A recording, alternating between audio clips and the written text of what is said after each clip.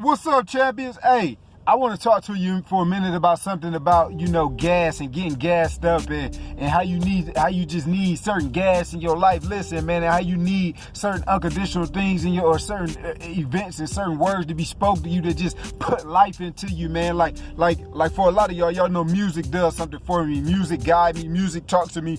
That's another form of how I feel like God be communicating through me. Listen, and I was playing this song in the car one day, and the car, she was like, "Dad, this kind of seems like it'll be your favorite song." And I'm like, "You know what it is?" She was like, "Dang," and I didn't even know that. I just said it.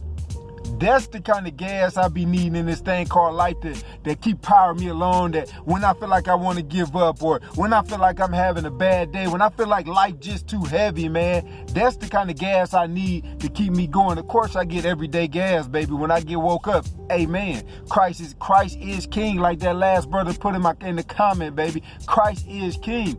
But every now and then, man, you just need some gas, man. But listen, man, I had to talk about that, but I want to also talk about how quickly things in life can happen, man. If you know the story of Babylon, Babylon was real wealthy. Babylon had a lot of things going on for it. Babylon probably would be considered the modern day United States of America. You know what I'm saying? There's a lot of prosperity going on. There's a lot of abundance going on. It was a lot of resources flowing. And even in Babylon, man, it was so organized and structured where slaves even owned slaves. You know what I'm saying? Like, slaves weren't badly mistreated. They was able to own slaves. Like, you gotta go read the story and search it up for yourself. But it was also, just like this modern day world, a lot of evil things going on that God didn't like. And man, within a span of an hour, man, like, he took Babylon out. And if you go read the Babylon, and you will see what happened, man, in the story of the woman and all that. And it's not my words, it's all there. Go read Revelation, y'all. I told you I've been in Revelation. But how in the blink of an eye, how life can change, man. Like how you don't know what the day go bring. You don't know what kind of news you go hear on any given day. You don't know what kind of encouragements you go have on any given day, man. So listen, I want y'all out there to do this. I want you to walk boldly. I want you to walk boldly in your confidence, so boldly so that you have people willing to follow your lead. You understand what I'm saying? You walk so boldly that when they see you, they just see confidence on you. You know what I'm saying? They just see boldness on you. They just see perseverance on you. They see endurance on you. They see determination and dedication. They see all these things on you when they see you, no matter what you may be going through, because everybody going through something. But you want to be a classic example for somebody in your life. That's why we got to be careful with the influence that we have. That's why we got to be careful with the leadership that we have and that the guidance that we doing. Because listen, it's one thing about what you did for me. Make sure you work your magic and subscribe to the movement. Understand what I'm saying? And what you teach people, because people remember what. Ultimately, at the end of the day in life, man, it's about the lessons that you learn and what you was taught. You understand that, and how all this stuff coincides. So I had a little message I wrote, man, because in this thing called life, man, it's all kind of different variables. And listen, it be so many things that I realized I wish I had magical powers to have full-fledged control over, y'all. But when I realized that I don't have full-fledged control, it allows me to take a little bit of my peace back. It allows me to take a little bit of my clarity back. It allows me to take a little bit of all that back when I realize that I can't control every outcome, but I can only do the best I can. You know what I'm saying? So listen, I penned this and I want to read this verbatim. I want to read this verbatim because we got to be careful with the growth and the lessons that we teach it, especially the adolescent, especially the youth, especially the ones that's watching closely. You understand what I'm saying? Because like my mom said, even when you think they not listening, they listening. And that's a fact, man. And even with grown people and adults, man, even when you think people ain't listening, they listening, man. Because listen, we all remember encounters that happen to us. We all remember certain things that happen to us. Even in our best and in our worst, that we remember what we want to remember. You understand what I'm saying? And it's just a fact, y'all.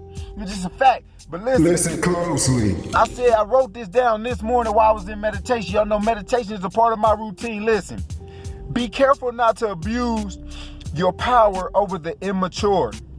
At some point, the word will turn into I'm mature. When you separate the two words, I'm mature. And when it goes to I'm mature, they will have the full ability to think and take care of self. And that's powerful. As a man thinker, as a woman thinker, so does their life go. Go read that book, man. But anyways, and that hopefully that mature mentality brings clarity on the ways that they had their mindset altered by selfish ambition. Understand what I'm saying? People, manipulation comes from the devil. Manipulation comes from the pit.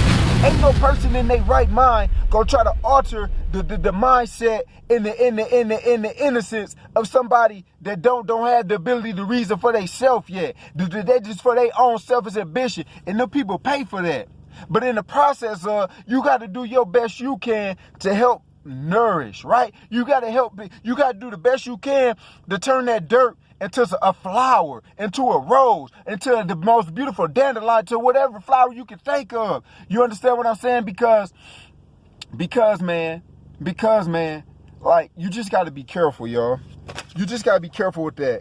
And then those are some things that I had on my mind, like, the gas that I need, man, that just come at just the right time, man, when I'm feeling a little low, and where it comes from, man. You know where the unconditional love comes from in your life. You understand what I'm saying? You know this. You know this. I know this. It's just a fact, y'all. But check this out, man. Think about these words that I spoke today.